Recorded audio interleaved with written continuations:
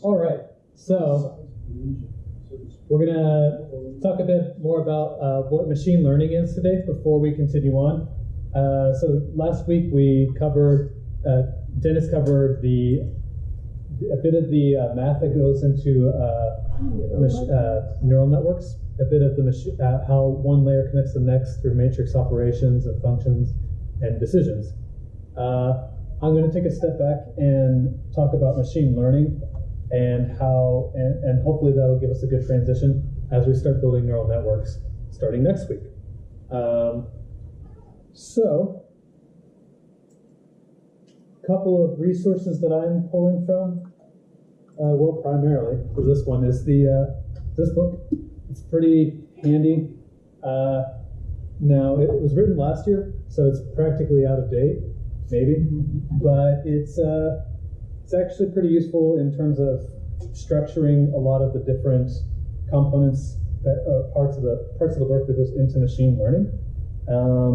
The first chapter is what we covered today is basically the first chapter, but it gives you an overview of, well, machine learning. Practically getting redundant now, but yeah. So this isn't focused on Keras, which we will be focusing on, but it does give you enough of a background for you to know where to point to and to reason from. So I think it's handy to have that. And the author says I can take judiciously from this book, or at least for the code bit, but we're not using it for any production, so I think we're good. But I also try to include stuff from elsewhere. And he does reference Tom Mitchell, and he's got a book. I went to look him up and see what he might have. He's from a university that posts its materials online, and his entire textbook is out there for free on machine learning, so that's pretty cool. So that link is there if you want it, and this will of course be posted on the repo. It's actually already on the repo.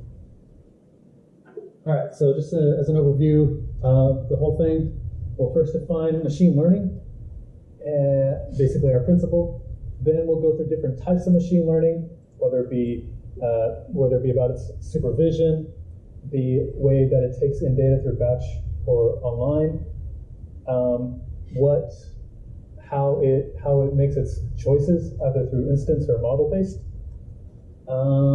Then we'll talk about some of the main challenges of machine learning, which we will encounter a lot of as we go through. When we actually bring out the handwritten digit recognition piece or project, we will basically be hiding the fact that there was a lot of work spent in dealing with this kind of stuff, but we'll expose that today.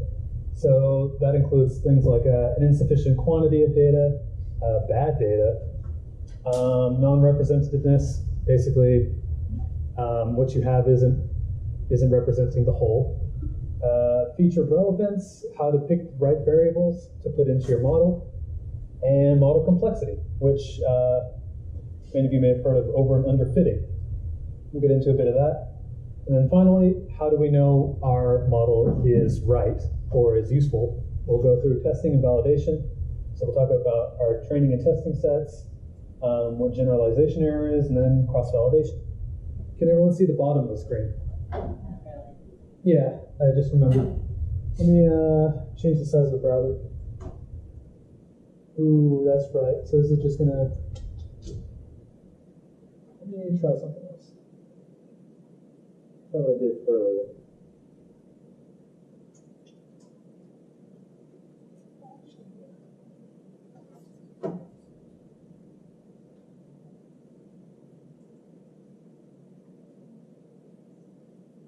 There we go.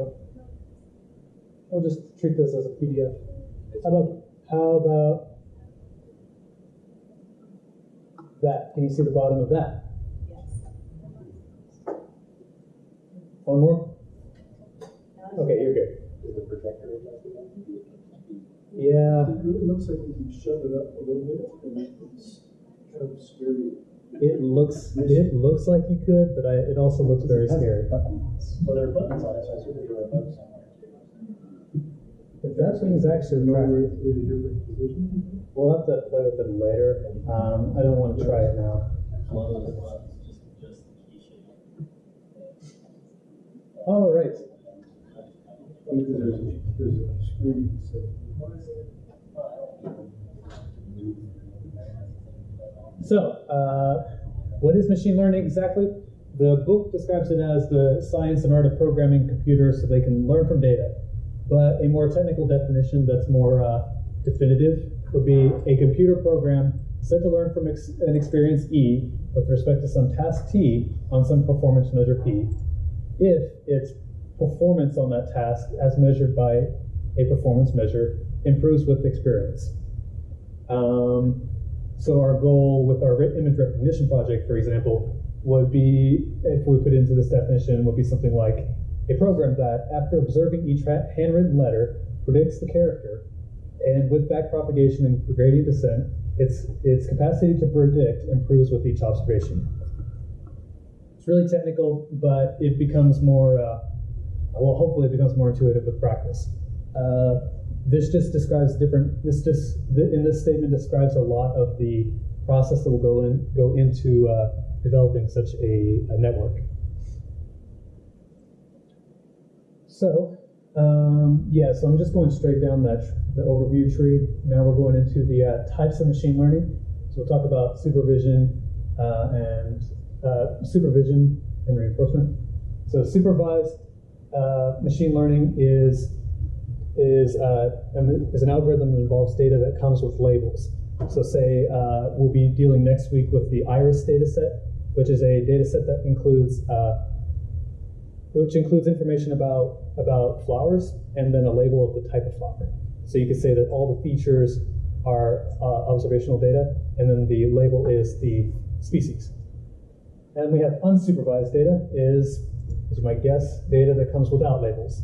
So things you could do with that would be clustering on similarity and a few other things.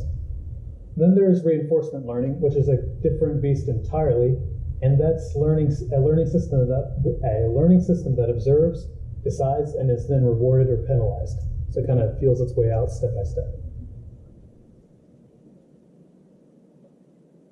So, to go in more detail, each of those, supervised learning comes with labels on the data set. And there are two kinds of prediction algorithms that you can use. One is a classification, which is an algorithm that classifies an observation into a category. So you have a predefined set of outputs, like with the handwritten digits. It's, I want to guess if this is a letter A through Z or a number 0 through 9. That is a set of 20 or 36 output options. So it takes your data and puts it into one of these 36 classes or classification bins. And the other type of prediction would be a regression, where an algorithm type tries to predict a targeted numerical value. Like if I had zip code information and information about the city, I might be able to predict, say, the median household income, or which would be some kind of continuous number, or the property value of a certain region, or the average population size, things like that, which are continuous numbers and not predefined bins. So you can tell you're a millennial when you meant to say test yourself, but it said tag yourself instead. So I already gave the answer to these. So test if you're paying attention, I suppose. What might you consider a median household income by zip code? Would it be classification or regression? Yes. In our project, a neural network that reads an image and then guesses the letter or number it represents. Yep. And then, don't want to get into too much detail, but there are some important supervised learning algorithms, and these are the types. We can get into more of those later on, but I think introducing those might be breathing from a fire hose. But basically, these are different ways to accomplish these things.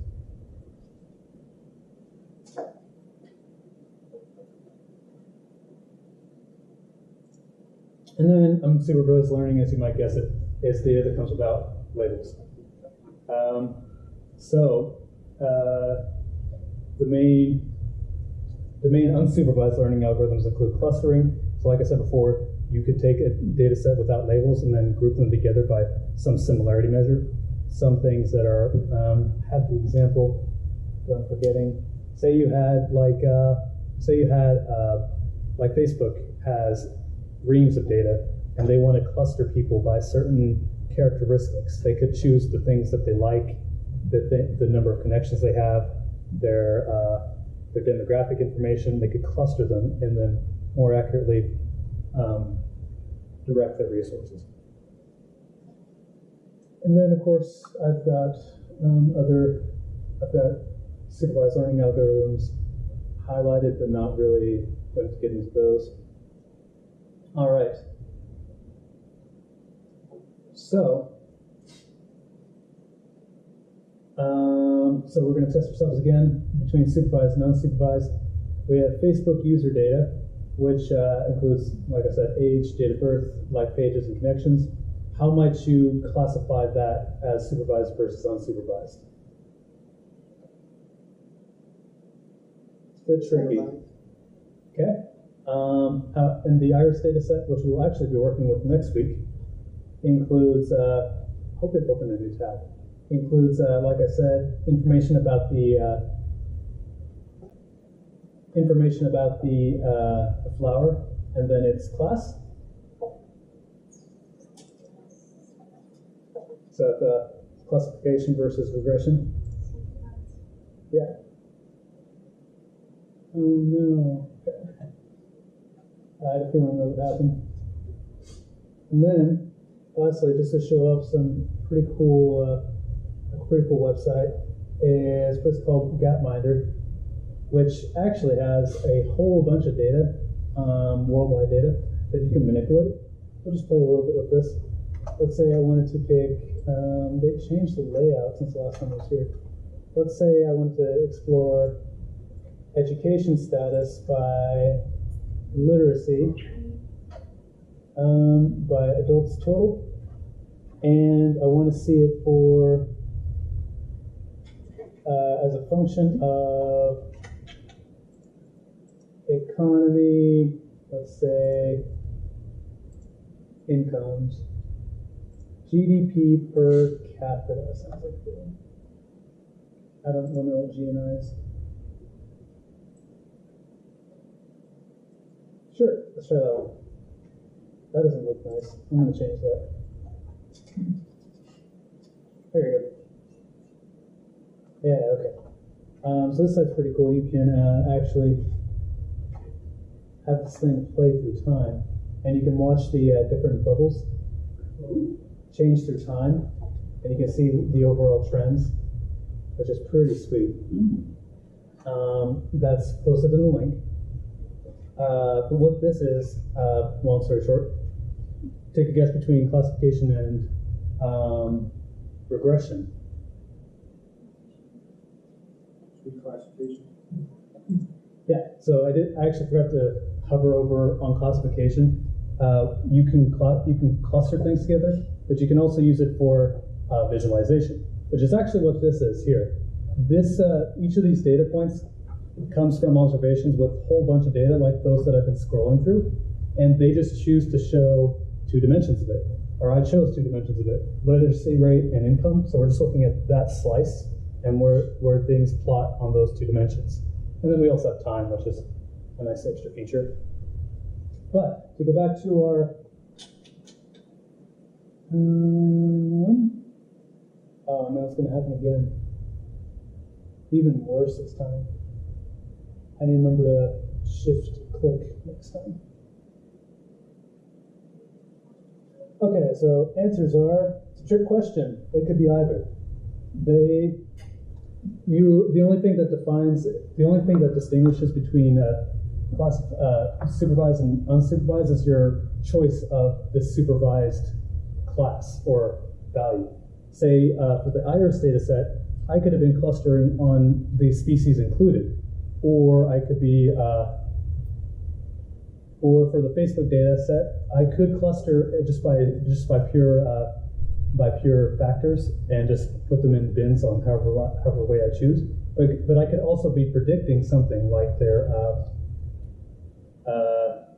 like I could have different demographic groups that I predefine and then classify them into those.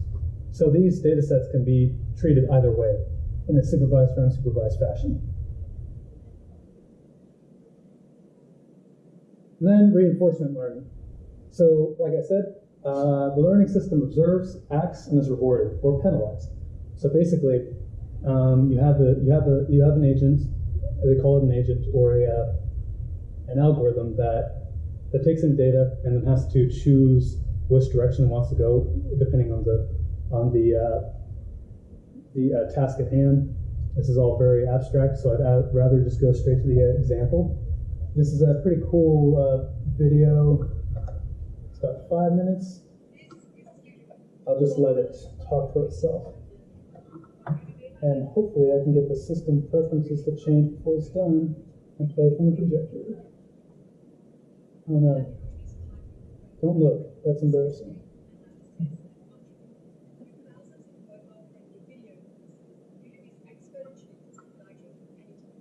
Your course never expires, Yes. and you can set the playback speed to learn I'm at your faster own than pace. an ad. Welcome back, Zeppelin here. You're watching a skilled player play Super Mario World, but this player is not human. It's a computer program I wrote called Mar.io. This program started out knowing absolutely nothing about Super Mario World or Super Nintendo's. In fact, it didn't even know that pressing right on the controller would make the player go towards the end of the level. It learned all of these things through a process called neuroevolution. In this video, I want to teach you about how Mar.io learned to beat this level, Donut Plains 1, what its brain looks like, and how it's all based on actual biological evolution. So let's start out by actually looking at Mar.io's brain. Let's play it again, but this time we'll look at Mar.io's brain as it's making the decisions of what buttons to press. It's going to look a bit complicated at first, but don't worry, I'll help break it down for you. This structure of colored lines and blinking boxes is called a neural network.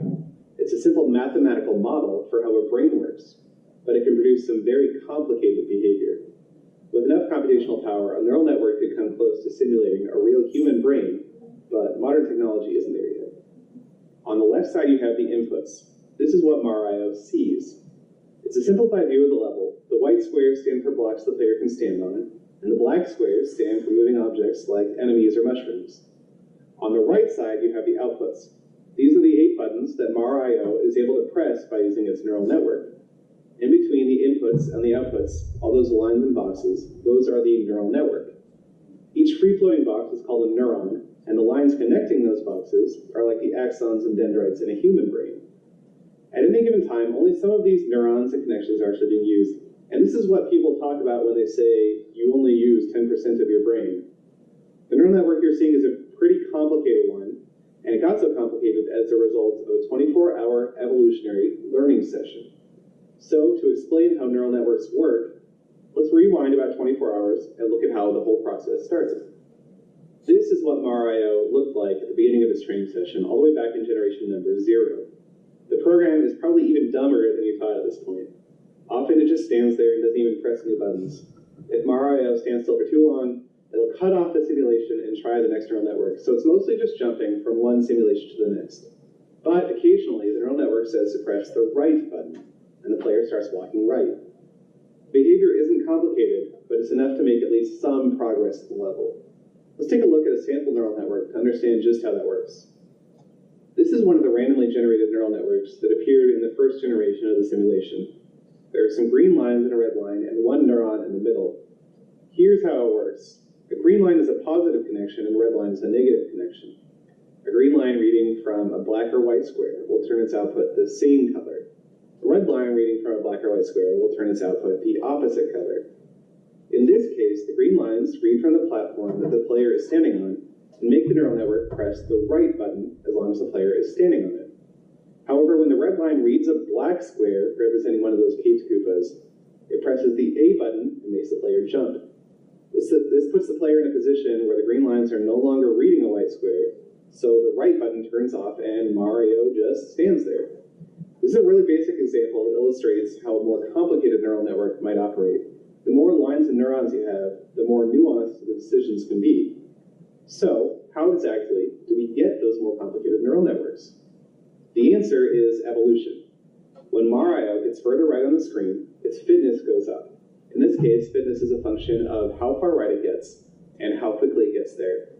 Only the neural networks that produce the highest fitness are selected to be bred, creating the next generation. The reward. It took 34 generations of genetic breeding and fitness evaluation before Mar.io was able to finish the level without dying and get a fitness score above 4,000. You can see there were several places it got stuck for a few generations, but it always evolved out of those ruts. Let's take a look at a few of those ruts. You can look at the top left corner of the screen to see what generation number each rut occurred on. This process of picking the fittest individuals from each generation, breeding them together, and adding random mutations very closely matches the actual process of biological evolution that took single-celled organisms and produced intelligent humans. That's the power of neuroevolution. And though we don't yet have enough computational resources to produce something on the level of the human brain this way, it's kind of neat to see what it can do on one of my favorite games. I didn't come up with this idea on my own. This algorithm is called NEAT, which stands for Neuroevolution of Augmenting Topologies. And it's based on a paper by Kenneth Stanley and Aristo Mikulainen. It's a really great paper that describes how to use genetic algorithms to build up neural networks from bare bones without presupposing the best structure for the neurons and their connections. It also includes some really cool ideas for separating genomes into species, which a lot of genetic algorithms don't really try and do. I wrote Mar.io from scratch in Lua as a plugin for an emulator called BizHawk. As I close out the video, let's take a look at the fittest neural network in each generation. It's kind of cool how sometimes you can see them make modifications to each other and improve performance, but sometimes an entirely new species becomes prominent and dominates the others. If you'd like to do more reading about the concepts I talked about in this video, I've provided some links in the video description. I had a lot of fun working on this project and I learned a ton. Hopefully you learned something too. That's about it. Thanks for watching.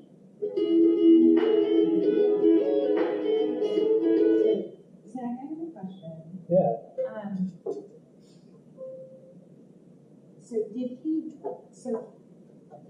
And we're probably gonna learn this, but he gave the computer this set of buttons that the computer could push. Yep. So not actually like an. Well, And then the decision making still, those are just classified outputs. I know, but then if okay, go ahead. Well, That's, so that was just to point out the reinforcement learning aspect, that it gets a reward through the fitness measure, but it does have a way to relate inputs. So the map with its white and black colored squares to an output, which would be just a button to press. And it had multiple buttons pressing at the same time. So it's not quite the same thing as what we'd be doing with image recognition, but it is still a network going from inputs to outputs. Yeah. And like always, I will post the resources and everything I mentioned that you can have access to on the repo. Okay, so now we'll go on to the challenges of machine learning. So we talked about what you can do, what ways you can parse machine learning algorithms. Now we're focusing on the challenges you face. And I thought this was a pretty funny thing he said. So I'm quoting the book. The author says, "For a toddler to learn what an apple is, all it takes is for you to point at an apple and say apple, possibly repeating this procedure a few times. Now the child is able to recognize apples in all sorts of colors and shapes. Genius." I thought that was more sarcastic than the room suggests, so I thought it was funny. So basically, a machine learning algorithm takes lots of data for it to work properly. Like we could take an image of an apple and run it through the algorithm multiple times, as many times as you would a child, and it would still likely have issues telling that it's an apple or distinguishing it from other things. It'll take lots of data for it to train on before it can safely classify different images. And even then, it still takes a lot of computational power or resources to do so. So we're not quite at the level of Skynet taking over. Just being able to do it inefficiently, I suppose. So, first we have non-representativeness in training data. As in statistics, if we have too small a data set, then we'll have a large sampling noise. See if I can do this without seeing the tabs. Sure can't.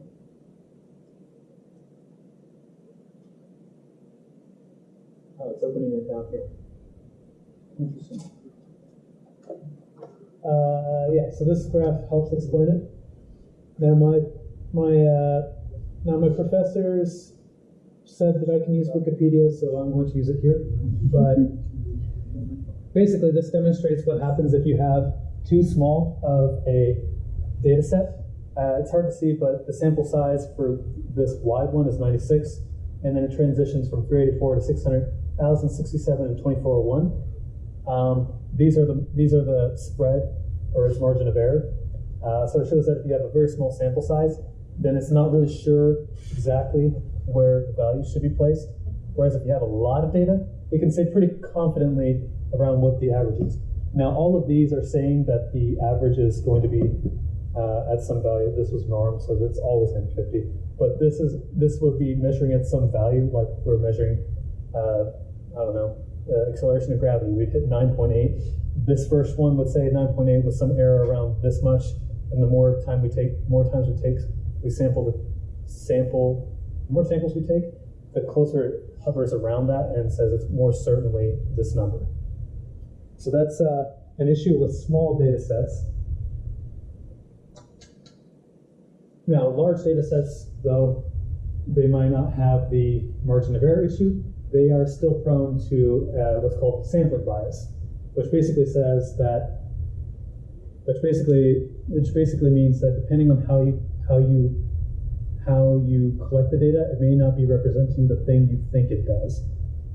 I think it's pretty mean of me to say that to myself, and I don't really remember all of them, what my scenarios were. The one in particular I can remember, I was getting ready in the morning for work, and I heard about a survey that NPR took on its willingness to vote for a particular party or on some issue. And they were asking what % of Americans believed this.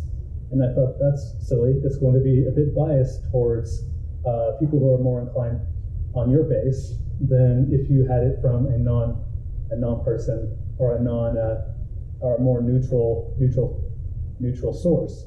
So I thought there was potential for a sampling bias. Of course, that was a passing thought. I didn't look into the actual way they conducted it, but it's an NPR survey, so I figured it would skew more towards more liberal views.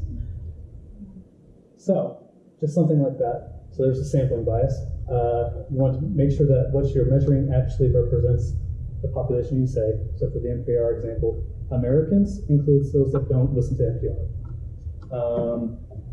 Usually the gold standard would be a randomized control trial where you are literally choosing at random, and you try to limit the number of barriers. A lot of issues with you would find that like universities, you're doing surveys on universities, it would be university students versus non that you're not making comparisons against. So yeah, things like that. Then another challenge in machine learning would be the data quality. So you have to take care with missingness. I think if anyone's dealt with data here, they're familiar with that one. So how do you take care of that? Do you impute it with zeros? Do you remove it? Do you put a mean in there instead? It just depends on the context you're working with. Then we have cleanliness. How was the data collected and how was it recorded? If it's a text input typed in by humans, then there's prone for error. I curse PowerSchool, a program or a database system that we use at my work, because it has a lot of the fields are done by hand. And like say if I wanted to find a set of courses, like all the math courses, well, people type it in and they use abbreviations to make it simpler. So I may not capture all of them, and I'll never know without going through every category or every response typed in. So we have that issue. Another interesting one. Didn't really think about this one too much until encountered this more and more. But feature relevance. How do you know if what you've trained your data set on, trained your algorithm on, how do you know if what you've trained it on to be the right variables? So this depends on your feature selection. So selecting the most useful features to train on. You may have a data set like what do you call it? Like I'm forgetting the acronym. It's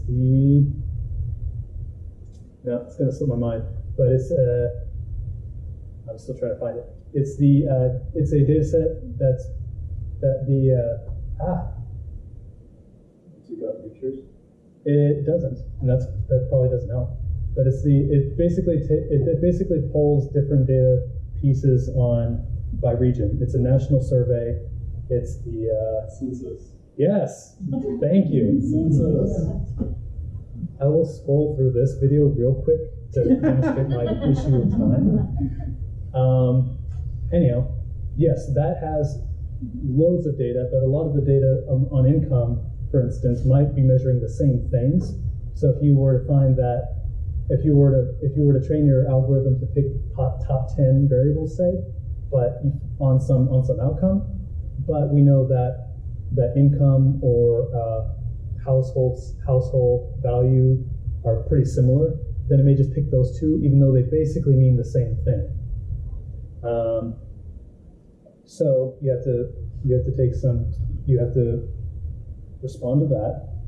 Then we have feature extraction, which is pretty cool. You can combine existing features to produce a more useful one. Say we had, I've actually got this one. So say you're trying to measure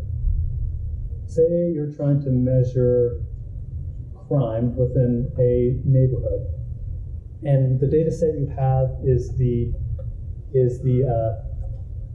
police department, police department phone calls, and they can be categorized by the type of complaint that they belong to. You have the complaints and their categories, so you can select the ones that are most like.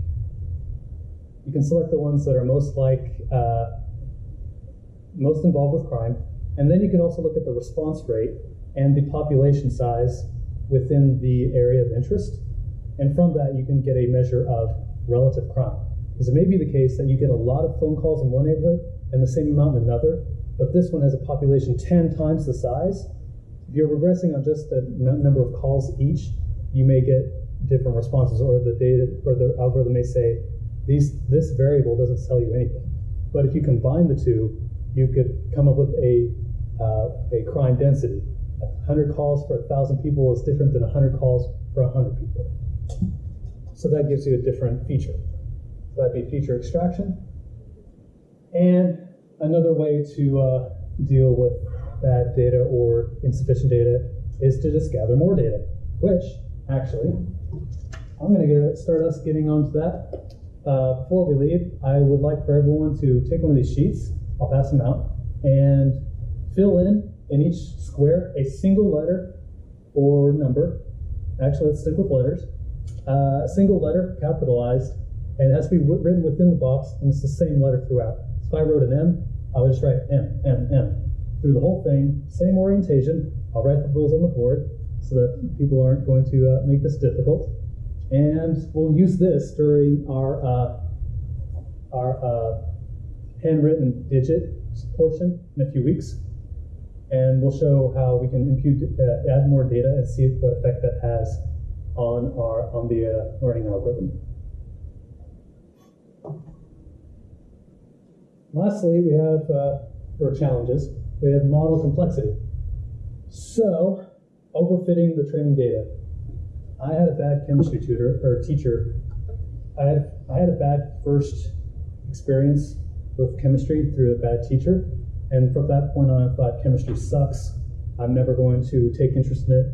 But then I had a roommate who was in chemistry, and he would tell me about it, and I think that's freaking awesome. Why didn't I see that? But the problem was I overfit to the single instance, that single semester I had with a teacher back in high school, and thought that all chemistry would be awful. But then I had a few more experiences with it and found that it's actually not that bad, and realized it might have been just that teacher. So you can have the same thing with machine learning, that you have an algorithm that gets very used to the data set that it has. It may know perfectly well what it has. It may even know it may know each of the observations by heart. If it takes an observation, it can tell you precisely what the output will be. Well, it's not necessarily the case that the data will relate to the rest of the world, to the rest of the possible set of observations that you can make. So there's a problem of overfitting. And underfitting would be the exact opposite, where you're not taking into the complexity of the data. You may find that you have a set of observations to describe an output that depends on two things, but you say it depends on one thing. You will be missing a lot of information.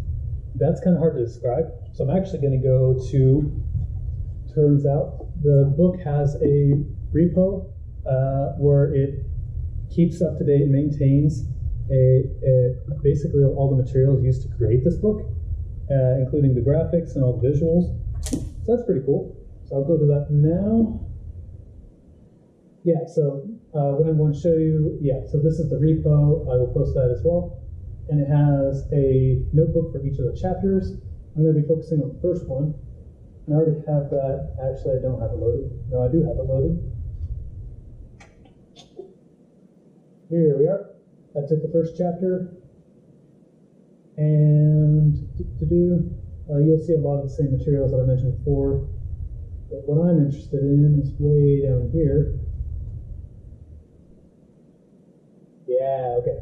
So, there's my note. Say we have this data set, ignore all the points, or ignore the line. You see these data points. I could say that that thing is a straight line, and therefore is a polynomial of degree 1, which is just a straight line. If I run that, oh god, I've got to run everything beforehand.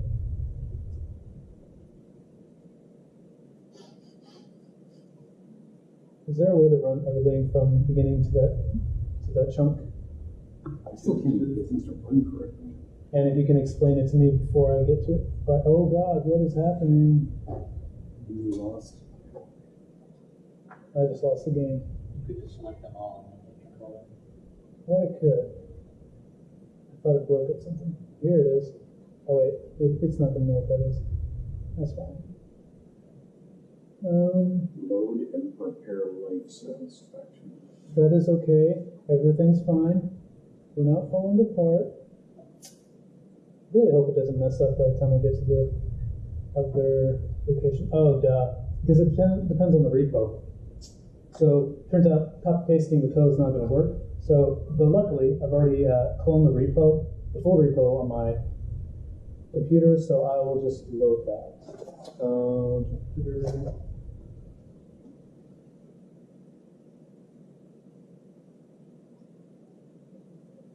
All right.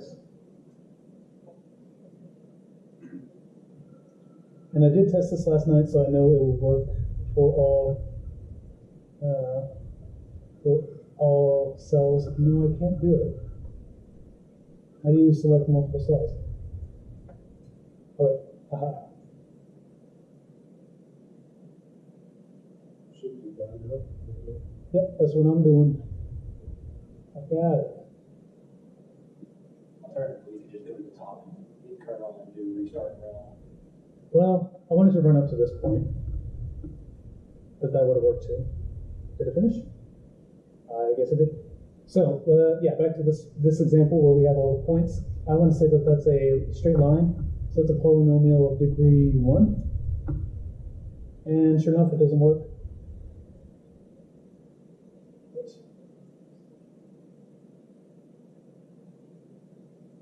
Ah, for some reason it worked that time. Oh, that's not the thing. Oh no, it is a thing. So, yeah. this one's a degree 1. So we say that, yeah, okay, this fits the data, but it basically goes right through all of them, kind of ignores that one. That may be fine because it's an outlier. And it captures it mostly, but we may try to make it more complicated. Or actually, let's make it less complicated first. Let's say degree 0. It doesn't handle straight, it doesn't handle constant. That's fine. We'll just go to the other direction now. So say we made the model more complex. So this is what I showed you at 1 degree. This is 2, so parabola. So it got closer to the last point, but we don't really want that. We don't want it to shape the whole thing just to accommodate the last value. So if we continue this process, we progressively make it fit better, but now we can see, okay, this is actually worse because it has this weird down and upward motion, then really goes down afterwards. Say we're trying to predict something way over here, it's going to say it's way lower than if it were at the straight line. And then we can continue this process and get an even more fitting model. Okay, yeah, it's went right through the last 3. And if we went twice as much, we can see it now really trying hard to make sure that it hits them, and it actually does some crazy stuff at the end. And if we went to the farther limit, it'll go through, it does not have enough time to do all that. Maybe, I'm not reading the error. Yeah, so this one you can see is really trying hard to capture every bit of detail. And then it goes straight through the other ones, but we can tell that it's not really representative of the data. So that's overcomplicating. That's overfitting.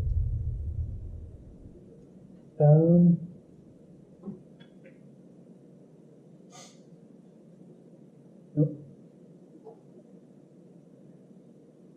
Oh no. Did it again. I do not learn. Yeah, okay. Too much. Okay, so those are some problems that we face. And lastly, we have ways to validate or test our model or algorithm. One is by, we will practically always be taking a portion of our data to train on, say, okay, model, find your set of parameters such that you can accurately predict on this data. Then we want to know if it generalizes so that it can accurately predict on data that's not of what we trained it. So we give it a testing set. And now the testing and the training data sets come from the original data set we pull from, but usually we save about 20% of it for testing and 80% for training. Yeah, so the training set is what the algorithm trains on, and the test set is what the algorithm tests on. And the goal of each is to minimize the error rate. So if we find that the training error is low, but the test error is very high, then we can be suspicious of it and say that it might be overfitted, that it knows the training set well, but not everything else.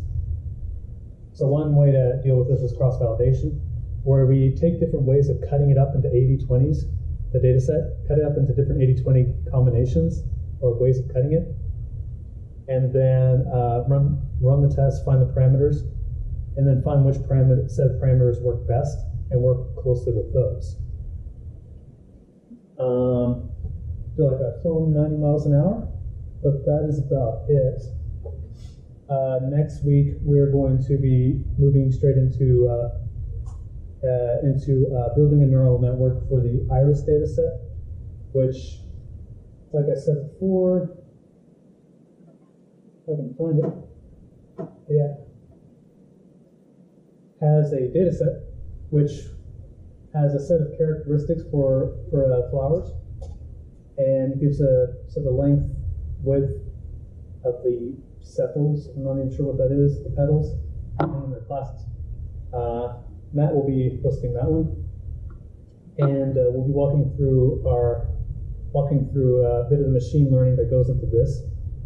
And So hopefully that's a good transition to that. And we'll be coming back to a few of these concepts in practice when we get to our project. So if we have any questions, that's about all I have for today.